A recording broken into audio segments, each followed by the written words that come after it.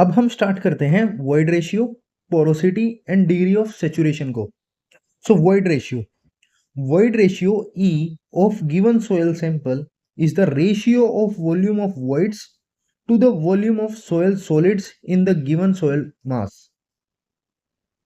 तो हमारा जो E void रेशियो है वो क्या है? Volume of voids divided by volume of solids in a given soil mass। तो ये है हमारा void रेशियो। नेक्स्ट है हमारा porosity. The porosity N of given soil sample is the ratio of volume of voids to the volume of given soil mass। अब यहाँ पर N जो है वो क्या है? Volume of voids divided by V total volume of soil mass. तो यानी कि E और V में, E और N में फर्क क्या है? यहाँ पर जो E था हमारा वो था volume of voids by volume of solids, लेकिन पोरोसिटी क्या है हमारी? Volume of voids divided by total volume of soil mass. तो डिनोमिनेटर में फर्क है, यहाँ पर वॉल्यूम ऑफ सॉलिड्स था लेकिन यहाँ पर वॉल्यूम ऑफ सोयल मास है। अब आगे चलते हैं। So the void ratio E is generally expressed as a fraction while the porosity N is expressed as a percentage and is therefore also referred to as percentage voids। अब porosity का ही एक दूसरा नाम है वो परसेंटेज वॉइड्स। अगर कहीं पर परसेंटेज वॉइड्स लिखा है तो यानी कि उसका मतलब है porosity. So figure 2.2a, figure 2.2 जो कि क्या है? वॉइड रेशियो एंड पोरोसिटी, उसका a part soil elements in terms of E shows the soil element in terms of void ratio E। अब है क्या? अगर हम वॉल्यूम ऑफ सॉलिड, हम यहाँ पर वॉल्यूम ऑफ सॉलिड को 1 ले लेते हैं और वॉइड्स की वॉल्यूम क्या हो जाएगी हमारी? E। अब ये कैसे हुई? तो हमें पता है कि वॉल्यूम ऑफ सॉलिड्स अगर 1 है तो सबसे पहले वॉइड रेशियो होता क्या है? E is equal to volume of voids by volume of solid. अगर हम डिनोमिनेटर को 1 कर दें, इसको अगर हम 1 कर देंगे तो यानी कि क्या होगा? Volume of void is equal to E। तो वही यहाँ पर है कि हमारा अगर वॉल्यूम ऑफ सॉलिड 1 हो जाएगा तो वॉल्यूम ऑफ वॉइड्स हमारी E निकल कर आएगी। तो ये है हमारा in terms of E। Now if the volume of voids is taken equal to E, then the volume of solids by definition of equation 2.9, ये वाली इक्वेशन जो है would be equal to 1। अगर हम वॉल्यूम ऑफ voids E लेते हैं तो हमारे वॉल्यूम ऑफ सॉलिड क्या होंगे? 1 होंगे, इसका उल्टा मतलब। और हमारी जो टोटल वॉल्यूम निकल के आएगी वो है 1 plus E। Similarly, if the volume of the void is taken equal to N, the total volume of the element will be unity, that is 1, and hence volume of solids would be equal to 1 minus N। अब porosity के terms में देखते हैं। तो porosity के terms में क्या है कि अगर हम वॉल्यूम ऑफ voids को N लेते हैं तो हमारे जो वॉल्यूम ऑफ सॉलिड्स हैं वो निकल के आते हैं 1 माइनस N और टोटल वॉल्यूम निकल के आती है 1। तो ये कैसे हुआ? अब देखो इसमें क्या है कि हम वॉल्यूम ऑफ वॉइड्स N ले रहे हैं, यानी कि हम एक तरह से क्या हो गया हमारा? N इज इक्वल टू क्या होता है? Volume of voids divided by total volume. अब वॉल्यूम ऑफ वॉइड्स जो है वो हमने N ले लिए, तो यानी कि यहाँ पर हमने N ले लिया। तो इसका मतलब क्या हुआ कि जो टोटल वॉल्यूम है वो हमारी 1 निकल के आई। अगर टोटल वॉल्यूम 1 निकल के आई तो यानी कि वॉल्यूम ऑफ सॉलिड हमारी क्या निकल के आई? 1 माइनस N निकल के आई। तो अभी तक की कहानी हमारी ये थी। अब आगे चलते हैं। So from figure 2.2a we have by definition of porosity. अब यहाँ पर N क्या है हमारा? Volume of voids divided by total volume and it is equal to E divided by 1 plus E। अब ये कैसे आया? तो अब हमारे पास क्या है यहाँ पर? N इक्वल है हमारा volume of void bye total volume. अब यहीं पर हमारा अगर हम इसका कंपैरिजन करें तो इन टर्म्स ऑफ E अगर हम देखें तो ये हमारा वॉल्यूम ऑफ वॉइड E है और टोटल वॉल्यूम 1 प्लस E है। और पोरोसिटी की डेफिनेशन क्या होती है? Volume of void plus total volume, यानी कि E अपॉन 1 प्लस E। तो यही यहाँ पर हमारा रिजल्ट प्रूव हुआ, E upon 1 plus E। Next देखते हैं। अब नेक्स्ट है हमारे पास similarly from figure 2.2 B we get by definition of void ratio E is equal to VV by VS। अब E क्या होता है? Volume of voids divided by volume of solids. अब हम इन टर्म्स ऑफ n देखते हैं, यानी कि फिगर 2.2 बी।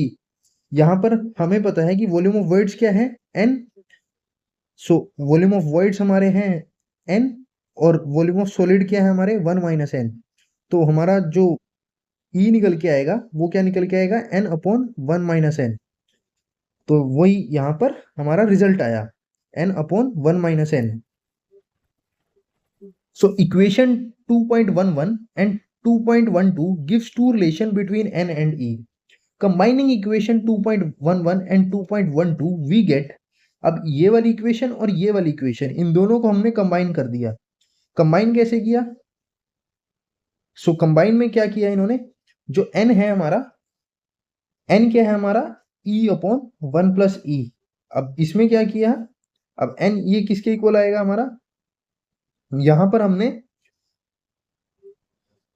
इधर हमारा क्या है कि यहां पर हमने 1 प्लस ई, राइट लेफ्ट हैंड साइड में 1 प्लस किया, और इधर भी अगर हम 1 प्लस करेंगे तो ये हमारा रिजल्ट आएगा n plus 1 minus n divided by 1 minus n। तो n से n कट जाएगा, यानी कि हमारा जो 1 प्लस ई है वो हमारा क्या आएगा? 1 अपॉन 1 माइनस n। वही चीज यहाँ पर हमारी लिखी गई है कि e क्या है हमारा? 1 प्लस ई, और ये किसके इक्वल होगा हमारा? 1 माइनस n के। तो यही चीज हमारी इन दो इक्वेशन से हमें मिला।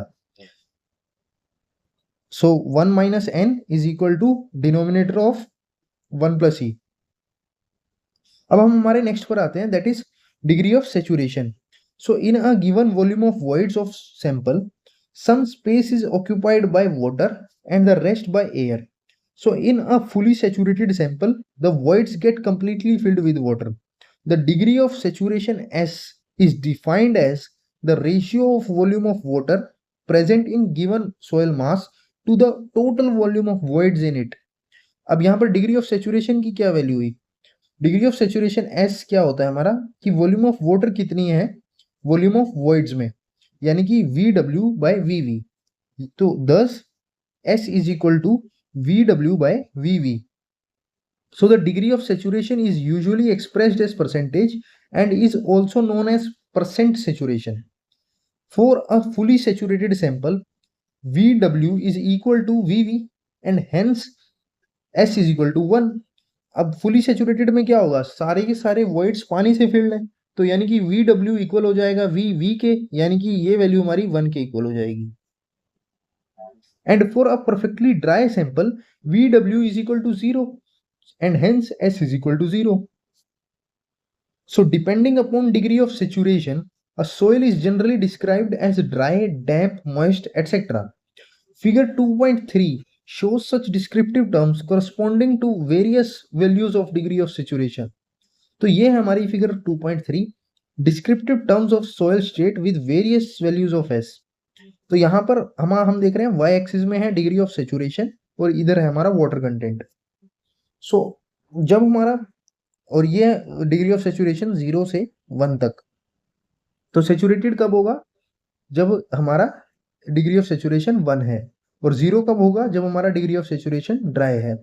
अब इसके बीच में हमारा डिफरेंट कंडीशंस आती हैं, जैसे हमारी ह्यूमिड, डैम्प, मॉइस्ट, वेट।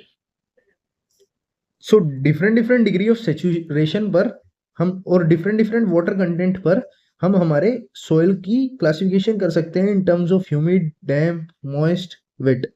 तो इसमें यही बताया गया है। अब आगे चलते हैं। अब आगे हमारे पास आता है percentage air voids. Percentage air voids NA is defined as the ratio of volume of air voids to the total volume of soil mass and is expressed as percentage. अब यहाँ पर NA क्या है? तो NA है हमारा percentage air voids. अब जहां पर पहले परसेंटेज वर्ड है, प्रीफिक्स में परसेंटेज है, जैसे परसेंटेज सेचुरेशन, तो यानी कि उसमें एक तरह से क्या होगा? Volume of air voids divided by total volume V into 100। तो ये है हमारा परसेंटेज एयर वॉइड्स का फॉर्मूला। जैसे हमने पहले ऊपर पढ़ा था पोरोसिटी, तो पोरोसिटी को हम परसेंटेज वॉइड से भी रिप्रेजेंट करते हैं। तो पोरोसिटी में डिनोमिनेटर में हम टोटल वॉल्यूम लेते हैं, तो उसी प्रकार हम यहाँ पर परसेंटेज एयर वॉइड्स में Na is equal to Va by total volume V, और Va क्या है, volume of air voids into 100 to represent it in percentage. अब ये था परसेंटेज एयर वॉइड्स। ऐसे ही हमारा क्या है, air content. The air content AC is defined as the ratio of volume of air voids to the volume of voids. अब इसमें क्या है, ये किसका रेशियो है, वॉल्यूम ऑफ एयर वॉइड्स का to the volume of voids. जैसे degree of saturation हमारा क्या था, डिग्री ऑफ सैचुरेशन हमारा था volume of water divided by volume of voids. ऐसे ही इसी का अगर हम वाटर की जगह एयर कर दें तो वो हमारा एयर कंटेंट होगा, volume of air voids divided by volume of voids, तो वो हमारा एयर कंटेंट है। वही चीज यहाँ लिखी है कि AC is equal to VA by VV। ठीक है, अब VA क्या है हमारा, VV माइनस VW है। अब वॉल्यूम ऑफ वॉइड्स क्या होंगे, वॉल्यूम ऑफ वॉइड्स में तो या तो वॉल्यूम ऑफ वाटर होगा या वॉल्यूम ऑफ एयर होगा। अब नीचे ये वॉल्यूम ऑफ वॉइड्स है, तो वॉल्यूम ऑफ एयर वॉइड्स अगर हम निकालेंगे तो वो किसके इक्वल होगा, total volume of voids minus volume of water in the voids. तो वही चीज ये है कि VA is equal to VV minus VW। अब हमने क्या किया, AC इक्वल टू क्या है, VV minus VW divided by VV। अब ये इसको सोल्व करेंगे तो ये आएगा 1 minus VW by VV and it is equal to AC। अब VW बाय VV क्या है हमारा, S। तो यानी कि हमारे पास क्या आया, AC is equal to 1 minus S। वही चीज यहाँ पर प्रूव हो रखी है कि AC is equal to 1 minus S, 1 minus VW by VV।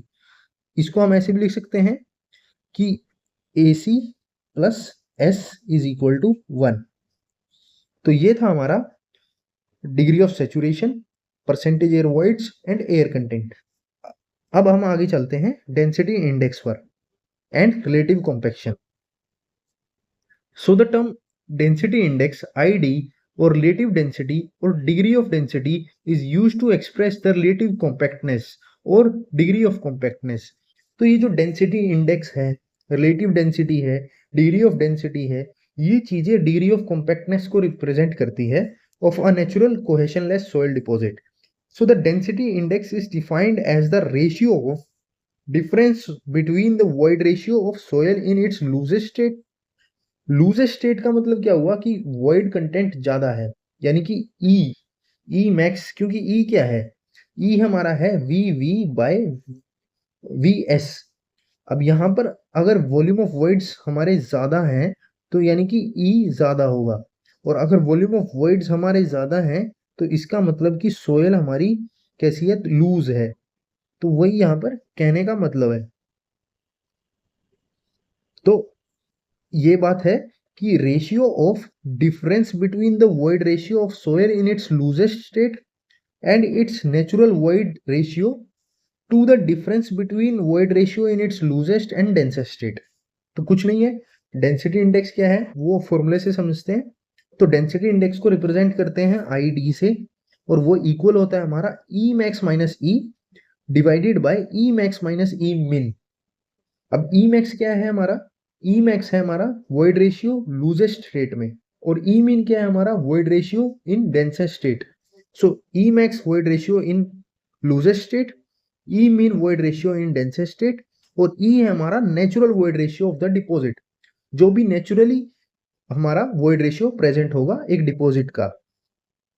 अब ये जो टर्म है ये कोहेशनलेस सोइल के लिए है। This term is not applicable to cohesive soil. अब कोहेशनलेस सोइल वो है जैसे सैंड, कोहेसिव सोइल होती है जैसे clay. So because of uncertainties in the laboratory determination of void ratio in loosest state of soil E max. अब ये term जो डेंसिटी इंडेक्स है ये कोहेसिव सोइल के लिए इसलिए नहीं है क्योंकि उनका वॉइड रेशियो निकालना काफी टफ है, इसलिए उनके लिए नहीं है। So when the natural state of cohesionless soil is in its loosest form E is equal to E max.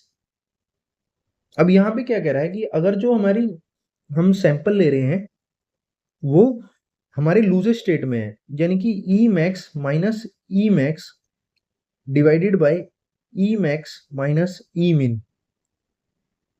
जब हम ये कर रहे हैं तो यहां से हमारा आईडी कितना निकल के आएगा, यहां से हमारा आईडी 0 निकल के आएगा। सो वही यहां पर लिखा है कि hence ID will be 0। So जब E is equal to E max होगा तो आईडी 0 निकल के आएगा। और when the natural deposit is in its densest state then E is equal to E min and hence ID equal to 1। अब ये अगर ई मिन हो जाएगा, इसको अगर हम ई मिन कर देंगे तो ये कट जाएगा, 1 हो जाएगा।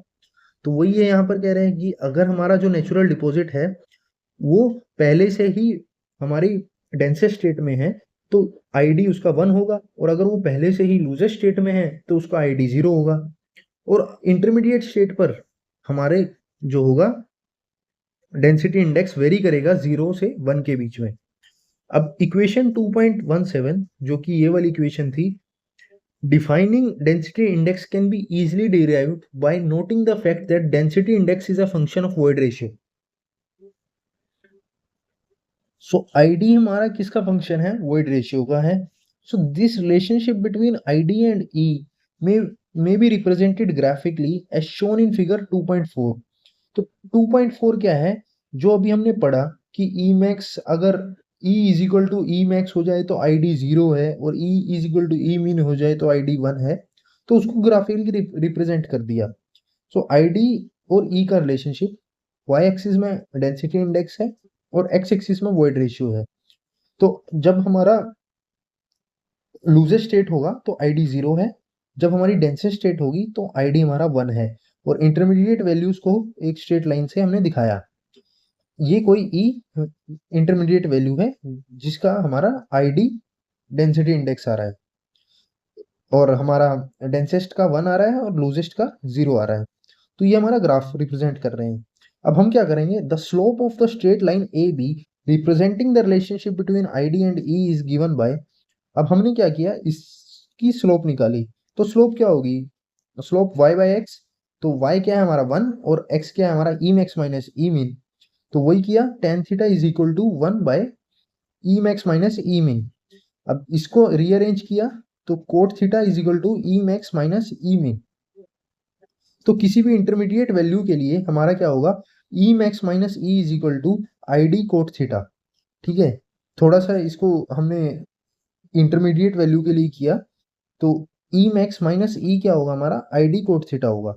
अब I D is equal to क्या होगा, E max minus E divide by cot theta. So हमारा क्या है, अगर हम देखें इस ट्राइंगल में, देखें इस वाले में, तो यहाँ पर क्या है हमारा, कोट थीटा क्या होगा, बेस अपॉन परपेंडिकुलर। बेस क्या है हमारा, ई मैक्स माइनस ई, और हमारा परपेंडिकुलर क्या है हमारा आई डी। तो ये हमारा फॉर्मूला वहां से आया कि E max minus E is equal to I D cos theta, और उसी को रीअरेंज किया तो हमारे पास आया कि I D is equal to E max minus E by cot theta. अब हम क्या करेंगे, ये जो कोट थीटा की ऊपर वैल्यू है इसको हमने, जो 2 में हमारी आई वैल्यू, उसको हमने यहाँ पुट कर दिया। तो I D is equal to E max minus E by E max minus E min. तो इस तरह से हमने ये फॉर्मूला डिराइव करा इंटरमीडिएट वैल्यू के लिए। So from figure 2.4 we observe that when E is equal to E max, ID is equal to 0, and when E is equal to E min, ID is equal to 1। तो हमने ये formula intermediate values के लिए derive कर दिया एक simple से concept से। So now from figure equation 2.24 वी हैव, अब इक्वेशन 2.24 कौन सी है,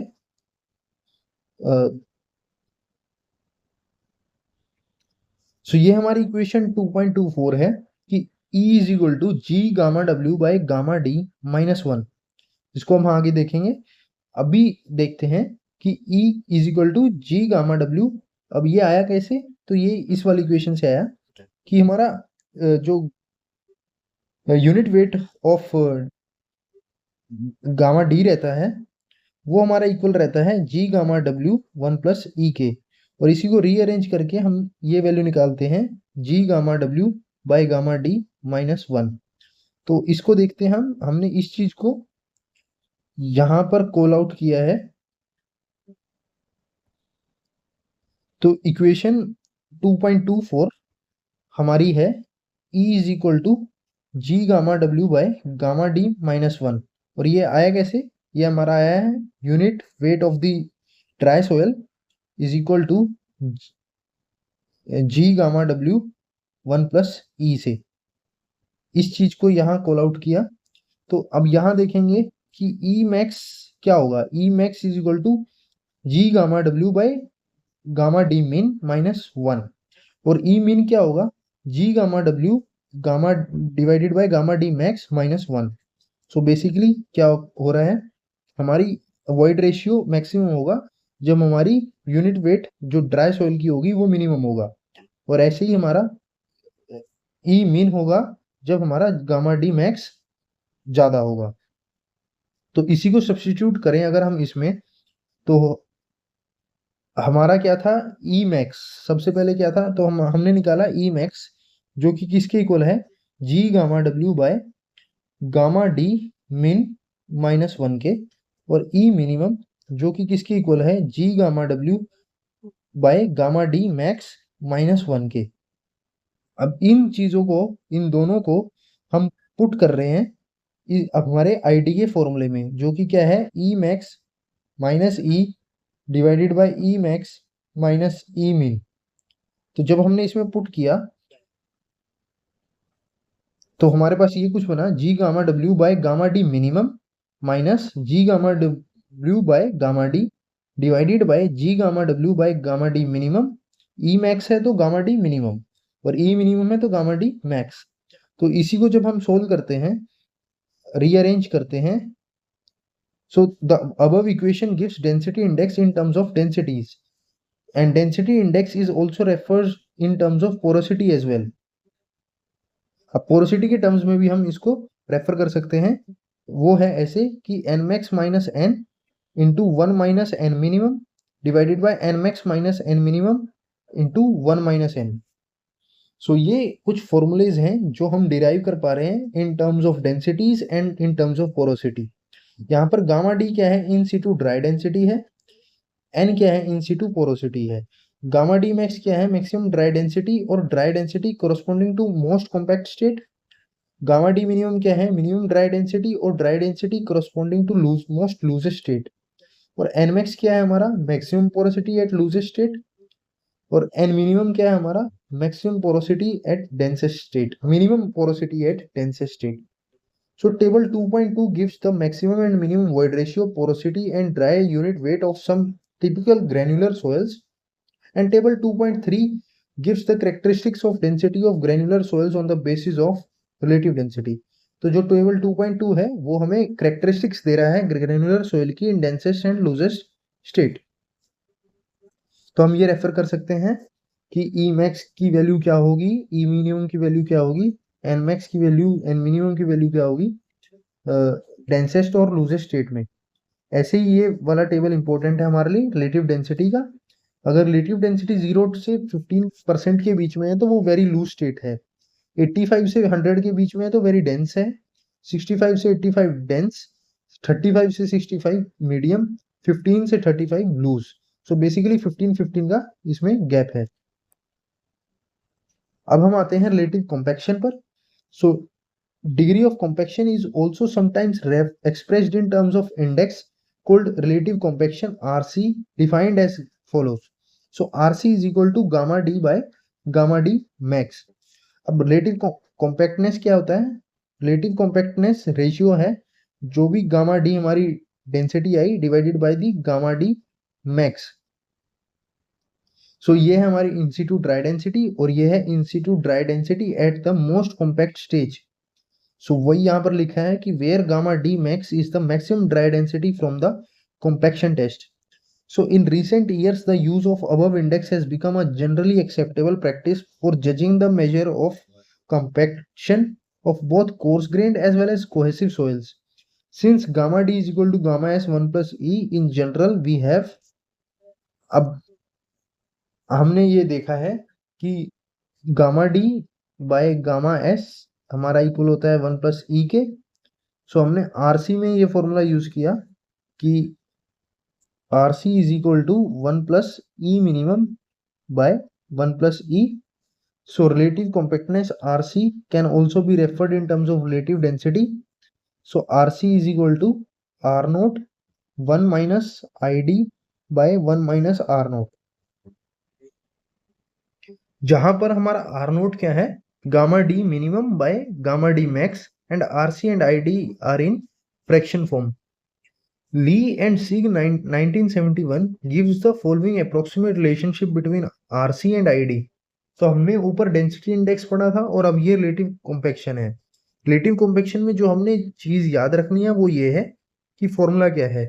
फॉर्मूला हमारा होता है RC is equal to dry density divided by the dry density at most compact stage. तो बेसिक फॉर्मूला हमें ये याद रखना है। और दूसरा है ये कि ली एंड सिंग ने एक अप्रोक्सीमेट रिलेशनशिप दी है आरसी और आईडी के बीच में, जो कि क्या है, RC is equal to 80 plus 0.2 ID, where both RC and ID are in percent form. So when the soil is in loosest form ID is equal to 0। Loosest form में क्या होगा, हमारा जो ई मैक्स है वो E is equal to E max हो जाएगा, तो आईडी 0 हो जाएगा, which gives minimum value of RC as 80% from the equation 2.18c. And when the soil is in densest form, then ID is equal to 100%, corresponds to which RC is equal to 100% from the equation 2.18c. Thus, relative compaction varies from 80 to 100% according to the equation 2.18c. तो ID देखो, ID लाई करेगा 0 से 100 के बीच में, एक तरह से 0 से 1 के बीच में। तो आरसी हमारा लाई करेगा 80% से 100 के बीच में। और ये कैसे प्रूव हो रहा है, वो इस अप्रोक्सीमेट फॉर्मूले से प्रूव हो रहा है। आरसी इक्वल है हमारा 80 प्लस 0.2 आईडी, जहां पर आरसी परसेंटेज में होगा और आईडी भी परसेंटेज में होगा। तो आरसी का हमें फॉर्मूला पता होना चाहिए कि क्या है, gamma D by gamma D max, और ये वाला अप्रोक्सीमेट फॉर्मूला याद होना चाहिए कि RC is equal to 80 plus 0.2 ID. तो इस वीडियो में इतना ही। आगे हम पढ़ेंगे फंक्शनल रिलेशनशिप्स।